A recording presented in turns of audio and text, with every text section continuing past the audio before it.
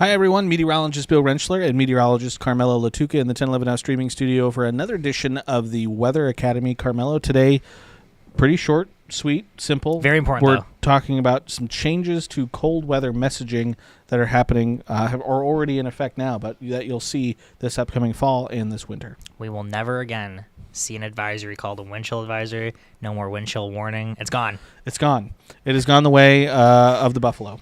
It's no longer here. This is in an effort, the National Weather Service does this in an effort to just kind of simplify things. Previously, as an example, there was a whole number of different types of flood watches. Yes. Aerial flood watch versus a flood watch versus a flash flood watch. Now, there's just a flood watch to try and kind of keep things simple. In that vein of thinking, we have these changes that you now see on your screen. Extreme cold watch and wind chill watch are now just extreme cold watch. Extreme cold warning and wind chill warning are now just extreme cold warning.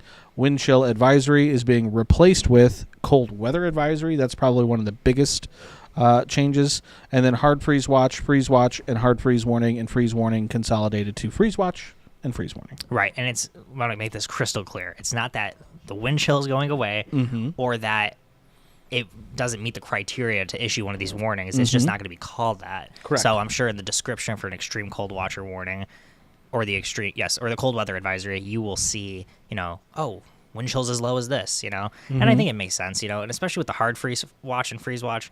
Yep. We're going to simplify the messaging. Obviously, if temperatures are below 28 degrees, we're going to express it as clearly as we can, a hard freeze. And so, again, you mentioned it, the criteria itself really isn't changing, and you see the criteria right here on your screen. Cold advisory, 20 to 30 degrees below zero. Right. Whether that's actual air temperatures or wind chill temperatures, doesn't matter anymore. It's just going to be a cold weather advisory. Extreme cold watch, extreme cold warning, you're talking temperatures 30 below or colder, and that covers basically the entire state, slightly different for just 3 counties in the Southwest, right. Dundee, Hitchcock, and Red Willow, as they're part of the National Weather Service Goodland office. Only a 5-degree difference. Only a 5-degree difference, but, everyone across the country does not necessarily feel cold the same way. So, again, it makes sense that our criteria would be different than, say, again, someone in Texas or Alabama or Mississippi or Florida. Oh, and I'm sure we couldn't do the same in Fargo. If we did that, they'd have a warning every day of the winter. They really would.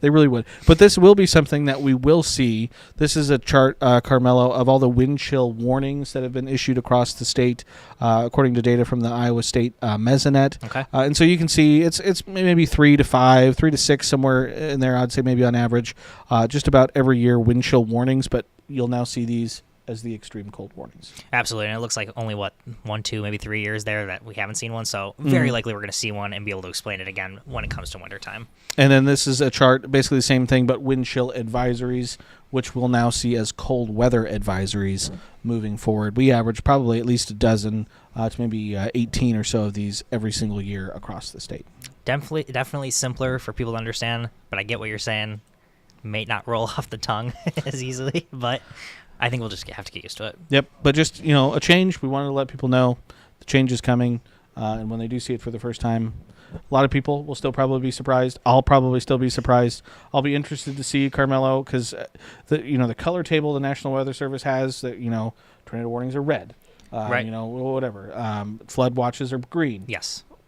What will the colors be for these advisories? I don't even know. You would think they would be the same as. Truly, then really is just changing the wording. I would hope they would be the same. I don't even remember it's been a while since, winter. It feels like, a million years ago. The wind chill warning, if I remember, no, the wind chill warning was kind of like a grayish color. Okay. But yeah, I'll be interested to see. Yeah. I guess they could. If there's any time to change it, it would probably be now. Who knows? Maybe it'll be like yellow or something. I don't know. We'll find out. But just wanted to let people know. Again, appreciate everyone for tuning in, watching another edition of the Weather Academy. Our next segment, we're hoping, to go over the winter outlook. Absolutely. For the upcoming season. So stay tuned for that. So appreciate everyone for tuning in and watching. Keep it tuned to 1011, both on air and online, for all of your latest news, weather, and sports.